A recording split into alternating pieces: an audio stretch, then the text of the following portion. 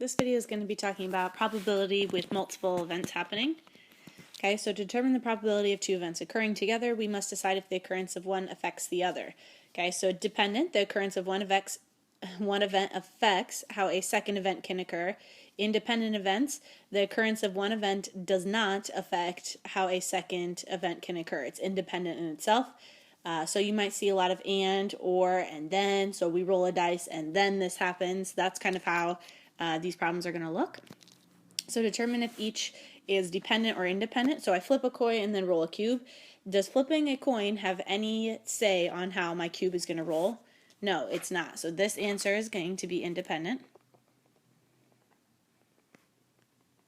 My next one, choose a marble from a bag. You keep it and then choose another marble from the bag. Well, I lose the option of choosing the first one, so it's going to affect the options that I have for my second one.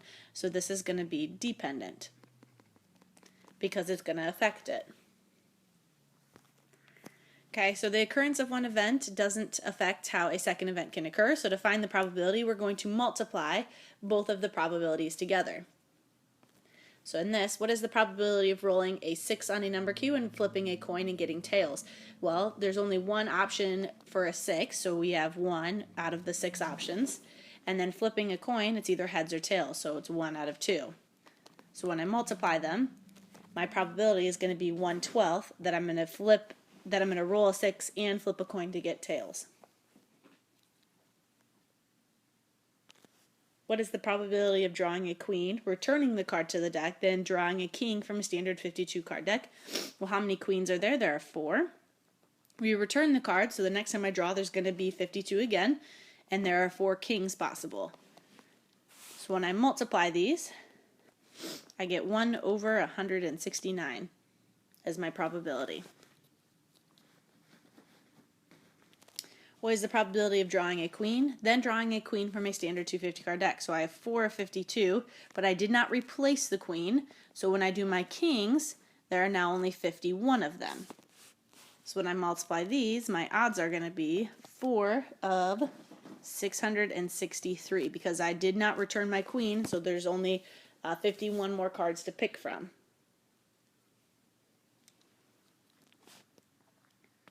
We also have these events called mutually exclusive, so events that cannot occur at the same time.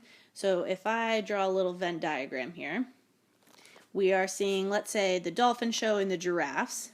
Okay, there is no seeing both. They can't be occurring at the same time. You either see the dolphin show or you see the giraffes. Okay, so since you can never have it occurring at the same time, you can't see both at the same time, anytime it has and in here, so anytime I want to see the dolphins and the giraffes, there's a 0 probability chance because for mutually exclusive, you can't see both at the same time. You pick one or the other. Okay, if it says or, your probability is going to be adding them together, not multiplying this time, because I want to include the probability of seeing the dolphins and include the probability of seeing the giraffes and find the total. Okay, so when drawing a card from a standard 52 card deck, what is the probability of drawing an ace and a king? Well, I can't do both, so the probability is going to be 0. I have to pick one or the other if it's an exclusive event. Okay, when drawing one card from a standard 52 card deck, what is the probability of drawing an ace or a king? So there are 4 aces out of a total of 52, and there are 4 kings with a total of that 52. So it is going to be 8 over that total of 52. Okay, inclusive events. Events that can occur at the same time. So this time, if I have my dolphins and my giraffes, we can see both of them. Okay, so to find out if you're trying to find P or P, the probability of dolphins or to see the giraffes, you add them and then you have to subtract that area that they share out of it to find just the dolphins and giraffes. Okay, so when drawing one card from a standard 52 card deck, what is the probability of drawing a red card and a jack from a standard 52 card deck? Okay, so this isn't an or problem, so we're not trying to take this part away from it. So I want to find the total of the red and the total of the jack.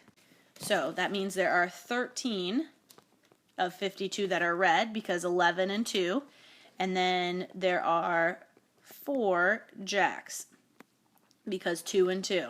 So that gives me the total of 17 out of 52 probability.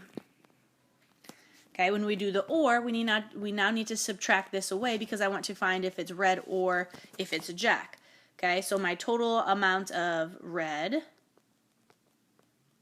plus my total amount of jacks minus that one that the sharing here, so that 2. So the probability is going to be 15 over 52.